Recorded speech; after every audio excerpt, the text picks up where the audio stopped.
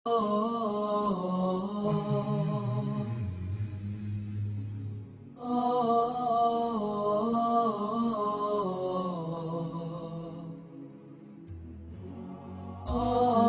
بالله من الشيطان الرجيم. بسم الله الرحمن الرحيم.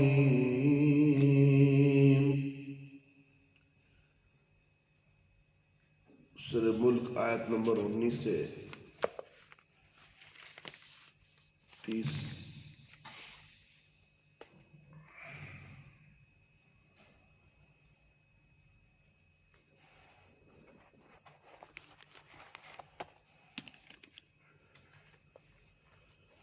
أعوذ بالله من الشيطان الرجيم.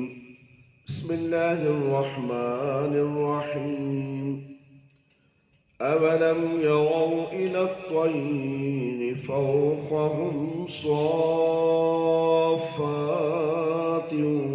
ويقبضن ما يمسكوهن إلى الرحمن إنه بكل شيء بصير. أمن هذا الذي هو جند لكم ينصركم من دون الرحمن إن الكافرون إلا في غرور.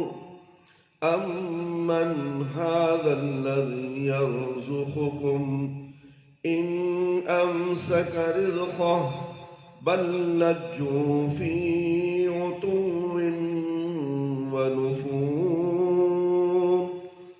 أفمن يمشي مكبا على وجهه أهدى أمن يمشي سويا على صراط مستقيم. قل هو الذي أنشأكم وجعل لكم السمع والأبصار والأفئدة قليلا ما تشكرون. قل هو الذي ذراكم في الأرض وإليه تحشرون. ويقولون متى هذا الوعد إن كنتم صادقين. قل إنما العلم عند الله وإنما أنا نذير مبين. فلما رأوه زلفة سيئت وجوه الذين كفروا وقيل هذا الذي كنتم به تدعون. قل أرأيتم إن أهلكني الله ومن معي أو رحمنا فمن يجير الكافرين من عذاب عليم. قل هو الرحمن آمنا به وعليه توكلنا فستعلمون من هو في ضلال مبين. قل أرأيتم إن أصبح ماؤكم غورا فمن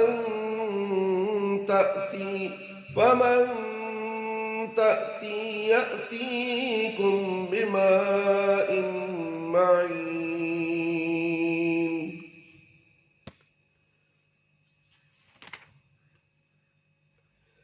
کیا انہوں نے اپنے اوپر اڑتی ہوئی چڑیوں کو پر پھیلائے ہوئے اور سکڑتے ہوئے نہیں دیکھا ہے؟ انہیں رحمان کے سوا کوئی نہیں تھامے ہوئے ہوتا ہے. بے شک وہ ہر چیز کو دیکھنے والا وہ کون سا تمہارا لشکر ہے جو رحمان کے مقابلے میں تمہاری مدد کرے گا؟ کافر محض شیطان کے دھوکے میں پڑے ہیں۔ وہ کون ہے جو تمہیں روزی دے اگر اللہ اپنی روزی روک لے؟ بلکہ کفار سرکشی اور راہ حق سے فرار پر اصرار کر رہے ہیں۔ کیا جو شخص اپنے چہرے کے بل اوندا چل رہا ہو راہ راست پر زیادہ چلنے والا ہے، یا جو سیدھا ہو کر سیدھی راہ پر چل رہا ہو، سیدھی راہ ہو کر سیدھی راہ پر چل رہا ہو؟ اے میرے نبی صلی اللہ علیہ وسلم، آپ کہہ دیجئے اسی نے تمہیں پیدا کیا ہے، اسی نے تمہارے کان اور آنکھیں اور دل بنائے، تم بہت کم شکر ادا کرتے ہو۔ آپ کہہ دیجئے اسی نے تمہیں زمین میں پھیلایا ہے، اسی کے پاس تم سب جمع کیے جاؤ گے۔ اور کفار کہتے ہیں کہ مسلمانوں، اگر تم سچے ہو تو قیامت کا یہ وعدہ کب پورا ہوگا؟ آپ کہہ دیجئے کہ اس کا علم صرف اللہ کے پاس ہے، اور میں تو صرف کھلا ڈرانے والا ہوں۔ جب کفار اسے قریب دیکھ لیں گے تو ان کے چہرے بگڑ جائیں گے، ان سے کہا جائے گا یہی ہے وہ عذاب جس کا تم مطالبہ کرتے تھے۔ آپ کہہ دیجئے تمہارا کیا خیال ہے؟ اگر اللہ مجھے اور میرے ساتھیوں کو ہلاک کر دے یا ہم پر رحم کرے، کافروں کو دردناک عذاب سے کون پناہ دے گا؟ آپ کہہ دیجئے وہ نہایت مہربان ہے، ہم اسی پر ایمان لے آئے ہیں۔ پیرا نیچے، اللہ اکبر، اور اسی پر بھروسہ کرتے ہیں۔ تم عن قریب جان لو گے کہ کھلی گمراہی میں کون پڑا ہوا ہے۔ آپ کہہ دیجئے کہ اگر تمہارا پانی زمین کی تہ میں چلا جائے تو کون ہے جو تمہارے لیے صاف ستھرا پانی لائے؟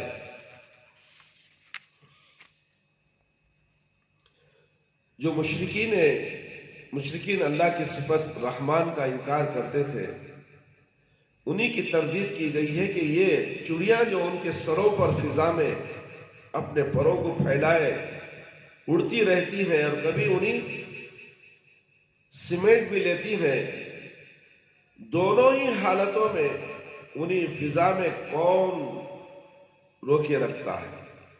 یقیناً وہ رحمان کی ذات ہے جس کی رحمت ہر چیز کو ڈھانکے ہوئی ہے، حتیٰ کہ وہ چڑیاں جو فضا میں تیرتی رہتی ہیں انہیں بھی گرنے اور ٹکڑے ٹکڑے ہونے سے اس کی رحمت ہی بچائے رکھتی ہے۔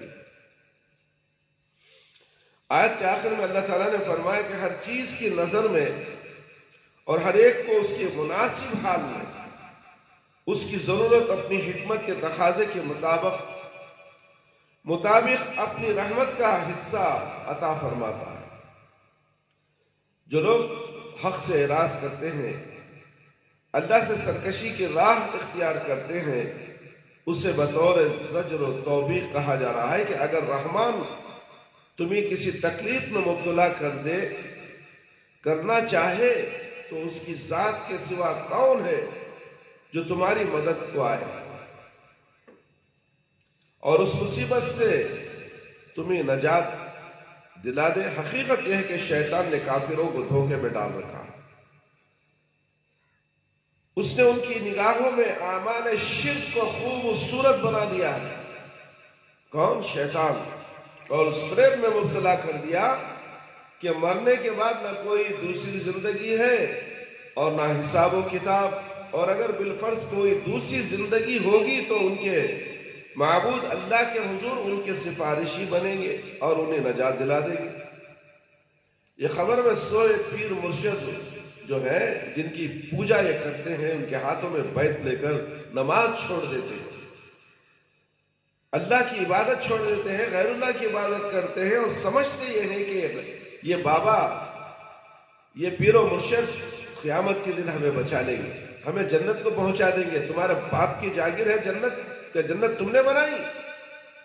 اللہ رب العالمین نے جنت بنائی ہے اور پیدا تمہیں کیا ہے، اور تم کو زندہ اللہ نے کیا ہے، اور مرو گے تو بھی اللہ کے حکم سے مرو گے، اور قیامت کے دن تمہیں حاضری دینا پڑے گا، اور ایک ایک اعمال کا حساب کتاب ہوگا تمہارا، اور تمہارے اعمال اچھے ہیں شرک سے پاک و صاف ہے،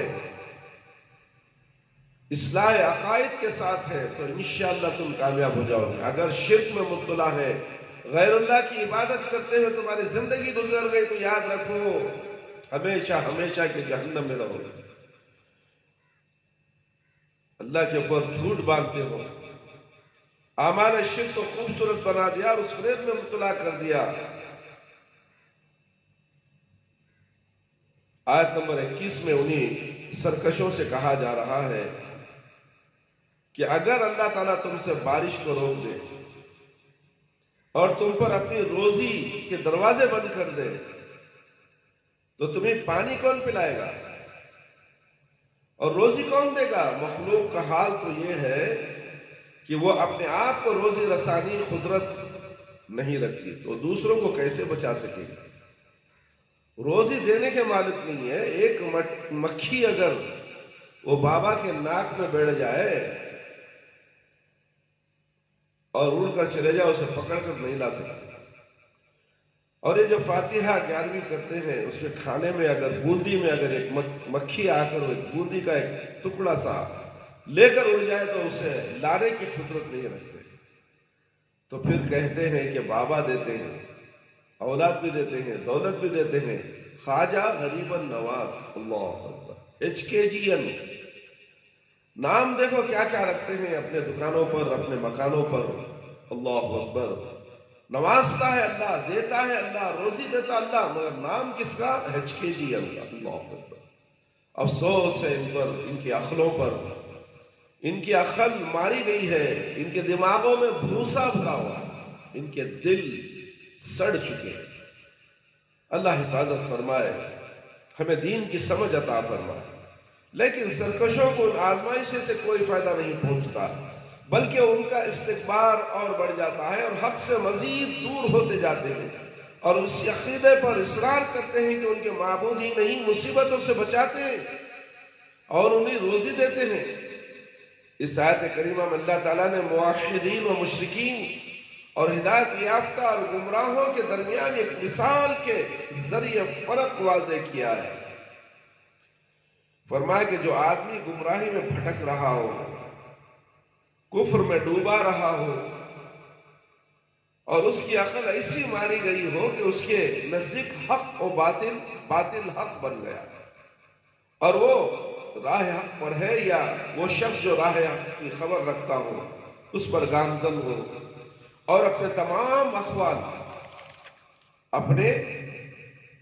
اقوال و اعمال میں حق کی ہی اتباع کرتا ہو، یقیناً جواب معلوم ہے کہ اللہ کا موحد بندہ ہی حق پر ہے۔ جو اللہ کی ایک عبادت کرتا ہے، شرک سے پاک ہے، وہی صحیح حق پر ہے، اور کافر و مشرک گمراہی کی وادیوں میں بھٹک رہا ہے۔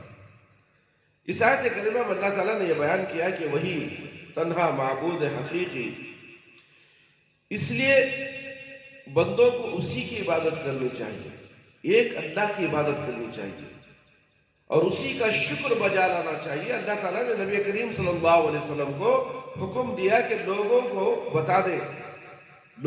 بتا دیں کہ تنہا ذات باری تعالیٰ نے انہیں پیدا کیا ہے، انہی کی تخلیق میں کوئی اس کا معاون و مددگار نہیں تھا، نہ اسے کسی کی مدد کی ضرورت تھی۔ اسی نے ان کے کان، ان کی آنکھیں اور ان کے دل بنائے، جو ان کے جسموں کے اہم ترین اعضاء ہیں،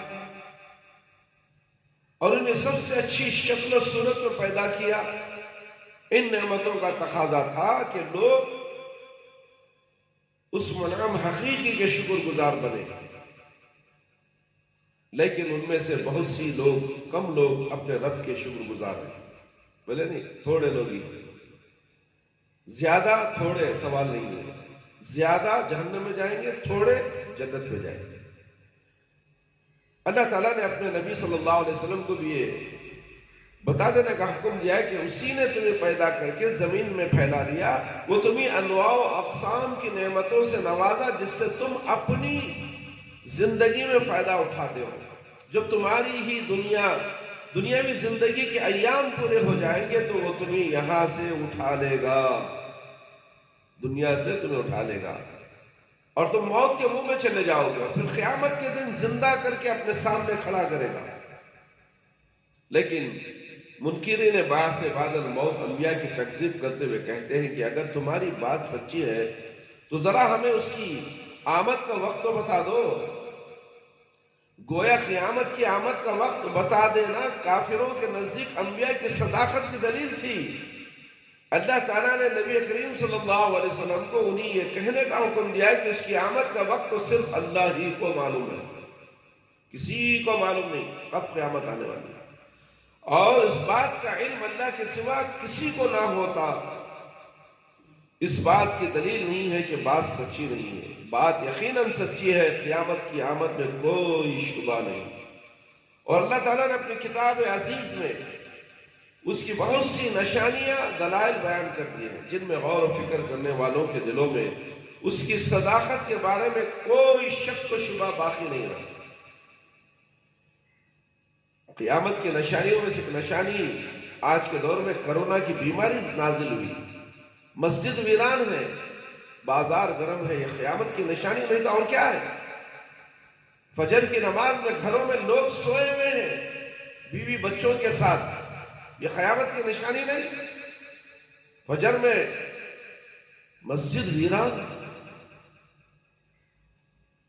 راستوں پہ راہوں پر کتے کھلے ہیں اور یہ مرد حضرات گھروں میں سوئے ہوئے، گھروں میں بندھے ہوئے، پھر بھی کہتے ہیں کہ قیامت کب آئے گی؟ اللہ اکبر! قیامت آئے گی تمہارے اوپر ہی آئے گی، بے نمازیوں کے اوپر قیامت آئے گی، نافرمانوں کے اوپر قیامت آئے گی، کافروں پر قیامت آئے گی، مشرکوں پر قیامت آئے گی۔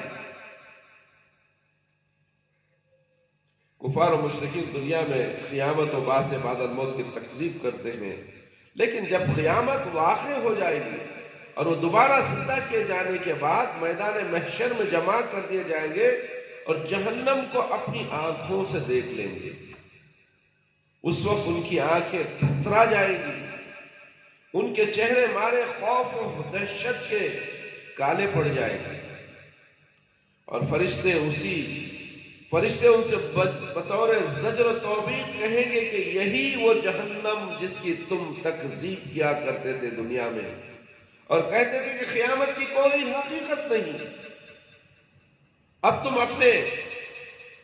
تم اسے اپنی آنکھوں سے دیکھ لیا، تمہارے لیے اس سے نجات کی کوئی صورت باقی نہیں رہی، اب تم دیکھ لیا، اسے بچ نہیں سکتے، اب تم جہنم کا نوالا بننے والے ہو۔ نوالا کھاتے ہو، کھانے کا نوالا کھا لیتے ہو نا، ویسے جہنم تمہیں نوالا بنا لے گی۔ اللہ اکبر! نبی کریم صلی اللہ علیہ وسلم کی تکذیب کرنے والے اور آپ کی دعوت کو ٹھکرانے والے، آپ سے شدید بغض و عداوت کی وجہ سے اپنے دلوں میں تمنا کرتے تھے کہ کاش یہ شخص مر جاتا اور اس کے ساتھی بھی ہلاک ہو جاتے تو ایمان و اسلام کی باتوں سے ہمیں نجات مل جاتی۔ آج بھی لوگ کہتے ہیں یہ ملا مولیاں کی باتیں سنتے سنتے سارا گا، آج بھی لوگ ایسا کہتے ہیں۔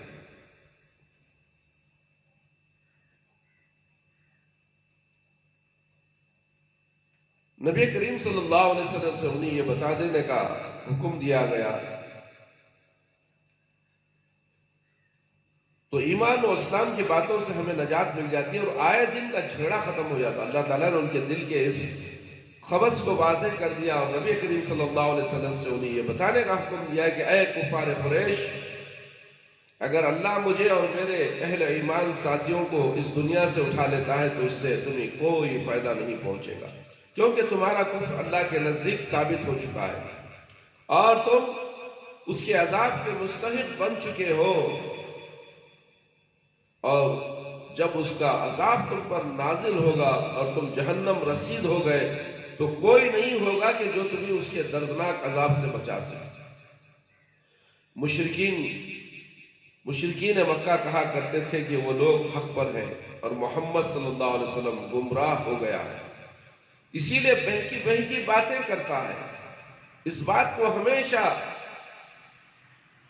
دہراتے رہتے تھے، اور نبی کریم صلی اللہ علیہ وسلم اور اولین صحابہ اکرام سے جدال اور مناقشہ کرتے تھے، اور نوبت بئی جا رسید کہ انہوں نے حق کی آواز کو خاموش کرنے کی ہر ممکن کوشش کی اور مسلمانوں سے جنگ کی۔ اللہ تعالیٰ نے اپنے نبی صلی اللہ علیہ وسلم کو حکم دیا کہ آپ انہیں اپنے عباد اور ان مشرکوں کے کفر سے باخبر کر دیں، تاکہ انہیں معلوم ہو جائے کہ حق پر کون ہے اور ضلالت و گمراہی نے کن کے دلوں پر پردے ڈال دیے۔ اللہ تعالیٰ نے فرمایا کہ آپ انہیں بتا دیجئے کہ ہم رحمان کی ذات پر ایمان لے آئے ہیں، اور عملی جامہ عملی طور پر اس ایمان کے تقاضوں کو پورا کرتے ہیں۔ ہم ہر حال میں اس کی ذات پر بھروسہ کرتے ہیں، جبکہ تمہارا حال یہ ہے کہ نہ تم رحمان پر ایمان لائے ہو اور نہ اس کی ذات پر تمہارا بھروسہ ہے۔ تمہیں تو بھروسہ باباؤں پر ہے، خبر پر ہے، خبر کے پجاریوں پر ہے، اللہ اکبر، غیر اللہ پر تمہیں بھروسہ ہے۔ اس لیے یہ بات واضح ہو گئی کہ ہم راہ حق پر گامزن ہیں، ضلالت و گمراہی تمہاری قسمت میں آئی ہے۔ آخری آیت میں سورہ ملک کی آخری آیت جو ہے، اللہ تعالیٰ نے نبی کریم صلی اللہ علیہ وسلم کی زبانی مشرکین کو یہ بات بتائی کہ تمام نعمتیں بندوں کو اسی وقت اسی ذات واحد کی طرف سے ملی ہے، بالخصوص پانی جس کے ذریعے اللہ نے تمہیں تمام زندہ چیزوں کو پیدا کیا ہے۔ پانی جس کے ذریعے اللہ نے تمام زندہ چیزوں کو پیدا کیا، اگر اللہ تعالیٰ اس پانی کو زمین کی آخری تہ میں پہنچا دے تو اس کے سوا کوئی ہے جو تمہیں صاف و شفاف پانی عطا کرے؟ جواب معلوم ہے کہ کوئی نہیں۔ اور جب بات ایسی ہے تو پھر اس اللہ کو چھوڑ کر تم دوسروں کو کیوں پوچھتے ہو؟ باباؤں کو، خبروں کو، چبوتروں کو، جھنڈوں کو، پنجوں کو، نہ جانے کن کن کو تم پوچھتے ہو، کن کن کے سامنے تم اپنا ماتھا ٹیکتے ہو؟ کیا تمہاری عقل ماری گئی؟ ہاں ماری گئی۔ اسی لیے تو جہاں چاہے تمہارا ماتھا ٹک جاتا ہے، ٹیک دیتے ہو۔ سوچو یہ سر صرف جھکے گا تو صرف اللہ رب العالمین کے سامنے۔ اللہ نے پورے جسم کے اندر سر کو اوپر رکھا ہے۔ اللہ چاہتا ہے کہ میرا بندہ مجھ سے محبت کتنی کرتا ہے، اور اپنے پیشانی کو زمین پر رکھتا ہے صرف اللہ کے لیے۔ یہ اللہ آزمانا چاہتا ہے، 5 وقت کی نمازوں میں آزماتا ہے، نفل میں، سنتوں میں، تہجد میں، وتر میں، نہ جانے پوری نمازوں کے اندر اللہ آزمانا چاہتا ہے کہ میرا بندہ اپنی پیشانی زمین پر رکھتا ہے تو کس کے لیے؟ صرف اللہ رب العالمین، کسی غیر اللہ کے لیے نہیں۔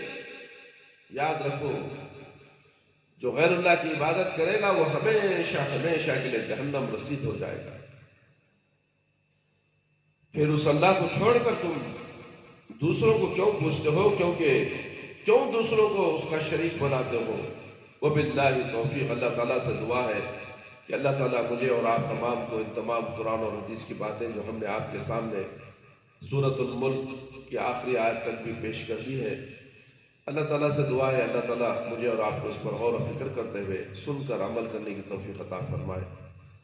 اللہ تعالیٰ ہم سب کو 5 وقت نماز پڑھنے والا بنا دے، وقت پر نماز پڑھنے والا بنا دے، شرک اور بدعت سے بچا لے، قبر کے عذاب سے بچا لے، جہنم کی آگ سے بچا لے، قبر کے سوالات بالکل آسان فرما دے، قبر کی تاریکی کو روشن بدل دے، میدان حشر میں رسوائی سے بچا لے۔ اللہ ہمیں موت دے تو ایمان کی حالت میں موت دے۔ جب ہماری روح ہمارے جسم سے نکلے تو اللہ ہماری زبان پر کلمہ لا الہ الا اللہ محمد رسول اللہ جاری رہے۔ ربنا تقبل منا انك انت السميع العليم وتب علينا انك انت التواب الرحيم۔ سبحان ربك رب العزة عما يصفون وسلام على المرسلين والحمد لله رب العالمين۔ یا حی یا قیوم برحمتک استغیث۔